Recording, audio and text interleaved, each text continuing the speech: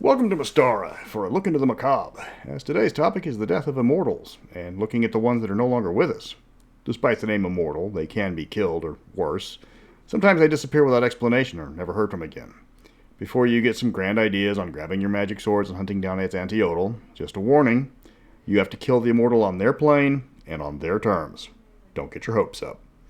But some things can and will destroy Immortals, and while rare, it isn't unheard of. I'm Mr. Welch, and wake up. Time to die. A lot of Immortals have disappeared for one reason or another. Demogorgon is trapped in a temple on the material plane, placed there by rival Immortals after tricking her. She's not dead, but she's not active, obviously. Some Immortals have decided to explore the multiverse and have never set foot back in the Prime. Again, they're not dead, but the people living in Mystara have no way of knowing this without high-level magic. Mazikeen might well be known among Immortals for his research of the multiverse, but he's always on an outer plane. People living their daily lives in Karamikos have never heard of him. There are fates worse than death for Immortals, stranding and fading. When an Immortal's form hits 0 hit points, they can usually return to their home plane and reform from there. This works on most planes of existence. Suppose the Immortal bites it on Celestia, the Abyss, the elemental plane of fire, or Truth or Consequences, New Mexico. No problem. They hop back and heal up. But if they're dimension hopping in some of the more hostile areas, or ones that have restrictions on exiting the plane, the Immortal instead becomes stranded. It becomes an incorporeal, glowing humanoid shape, unable to move, cast magic, speak, or do anything else a living creature could do. They are trapped where they fell until a creature with a divine rank finds the Immortal, and if they're lucky, takes them back to a plane where they will return to their home plane. If they aren't lucky, well, best not linger on that. If you achieve immortality, try not to lose all your hit points on the demi-plane of dread, that's all I'm saying. Fading happens when an Immortal has no followers. If the Immortal loses all of his followers and is worshipped by no one, he begins to lose his powers. 10 years after losing his last follower, he fades into nothingness, unable to interact with the world. This is bloody difficult to do because most Immortals are members of various pantheons, and as long as the pantheon is worshipped, then all the Immortals are as well. If an Immortal wants nothing to do with anybody, or is only active in small circles, they're in danger of fading if a disaster hits their worshippers, or if somebody just decides to genocide them all. For example, if something were to wipe out Synodecia, the lost city where the immortal Gorm has put all of his interest, he would start to fade. But fading can be temporary. All it takes is one worshipper to keep an immortal active. If a player were to find a scroll detailing Gorm and adds him to their prayer list, Gorm would return to life. He loses all of his immortal levels and goes back to level 1, but he learns the importance of diversifying his portfolio. The only true way to kill an immortal is to go to their home plane and reduce them to 0 hit points. If you're mortal, you've got your work cut out for you. You automatically do minimum damage with every hit, assuming you have a powerful weapon that can harm your target. Immortals automatically pass all saving throws against puny mortal spells. There is no getting a lucky one on an instant death spell. Immortals can't harm a mortal directly on the prime plane, but if you're looking for a showdown on their turf, all gloves are off. Immortals can cast any spell at will. They can use their awe power to force you to run away or even turn on each other. They can always teleport away and heal up if they start to lose. Then you get to fight all their angry minions who've just been summoned. Don't forget, their turf, their reality. Good luck fighting an immortal who has decided that people don't need oxygen in their paradise realm. Another could have a realm comprised entirely of molten metal for an ocean. Home planes are limited only by the imagination of the immortal, and there are a few that would shatter the mind of a mere mortal just trying to understand the physics. Immortals do not tolerate anyone trying to kill one of their own.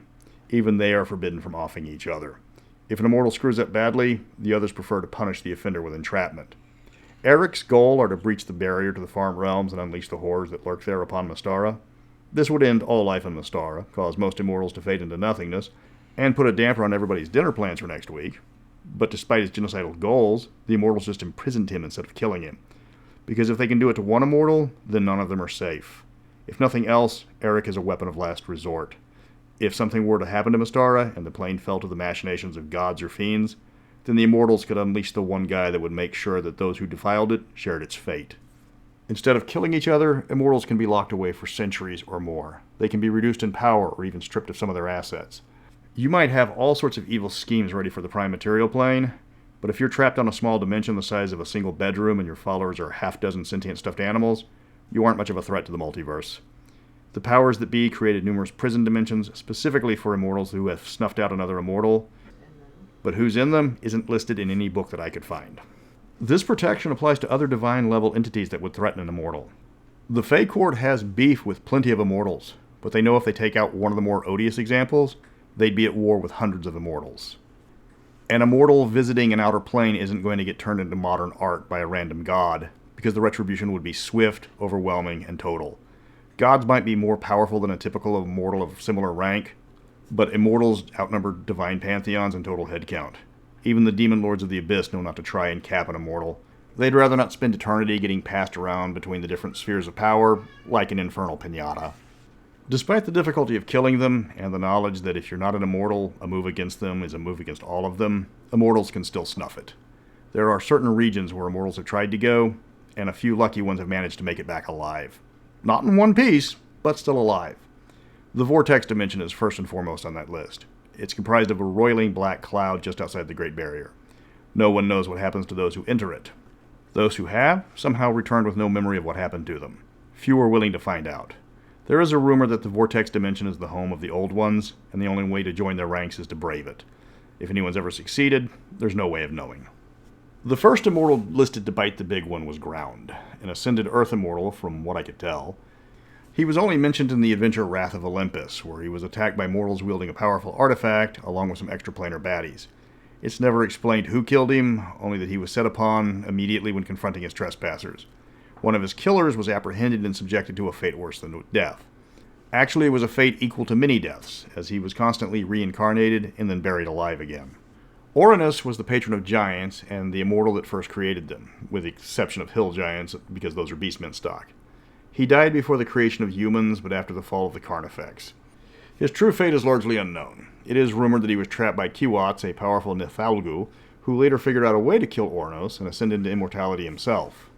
Pax and Thalia were a closely allied pair of Immortals, to the point of being romantically involved. Pax was the immortal patron of peace and forgiveness, while Thalia was the patron of art and beauty, and a rare lawful aligned Immortal of the Sphere of Energy. Pax was the protege of Grammaton, one of the first Immortals, and the patron of sphinxes and riddles. Grammaton left on what he said would be a long journey and has yet to return. Pax followed his mentor years later, and Thalia agreed to go with him. Both entered the Vortex Dimension and were never heard from again, but rumors abound that both were reincarnated as mortals, who then ascended again to immortality. Pax is now Chorus, and Thalia became Alphatia. There's no proof of these rumors, but it is believed by Immortals to become an Old One. One must achieve the highest rank of hierarch of the Immortals, give up their immortality, regain it again, and start all over. If this is true, then both of them are well on their way. Erd and Verthandi were the companions of Skuld, one of the two non-evil entropic Immortals. Where Skuld represented chaos, her companions were examples of law and neutrality. For reasons unknown to anyone, Erd vanished one day, followed by ominous prophecies from Verthandi and Skuld. The predictions made little sense, but sounded dire. Sometime later, Verthandi disappeared without a trace, and Skuld's predictions again were numerous, but utterly incomprehensible. The Immortals believe that as time passes, they will get more context to explain these omens, but until then, Skuld is considered a cackling madwoman.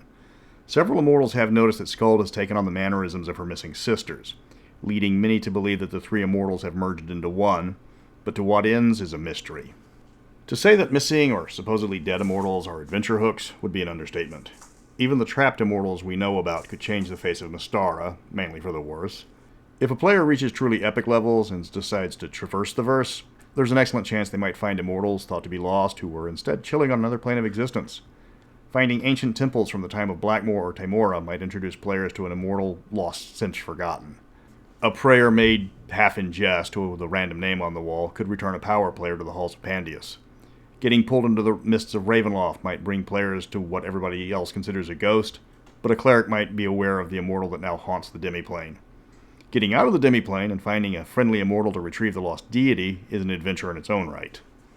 Of course, the reverse can always be true. Demogorgon might be powerless in her prison, but she still has minions scouring the Great Waste looking for a single stone building amid a great desert. It's in the best interest of everybody that stopping her minions from finding that temple is a priority. Eric is trapped in a prison plane by numerous Immortals, but he has a powerful ally on Mystara in the form of Zargon, the Elder Horror trapped at the bottom of the Step Pyramid in the module Lost City. Zargon might only be a shadow of his true power, but his followers are fanatical. Turning Lost City and Palace of the Silver Princess into a crossover with double dire ramifications for failing could flip those classic adventures on their ear. There's a lot of continuity problems facing Mystara that could be changed into a missing or banished immortal. You've got interplanar scavenger hunts for lost immortals who might have discovered they aren't as powerful as they thought. One could have gotten a bit lippy to the Lady of Pain, and now a party has to explore a maze to return the immortal as a favor to one of his allies. Or maybe the immortal has new followers on a different plane, and he's turned his back on his old ones. Let your imagination run wild. Next up, I'm looking at the Armories of Mystara. What weapons do we have that are exclusive to the setting? From the Casas of the Rakasta, Cimarron's Red Steel 6-shooters to the Elven Blades of Alfheim, we've got a plethora of ways to kill people. But until next week, remember, death isn't funny. Dying, on the other hand, is frequently hilarious.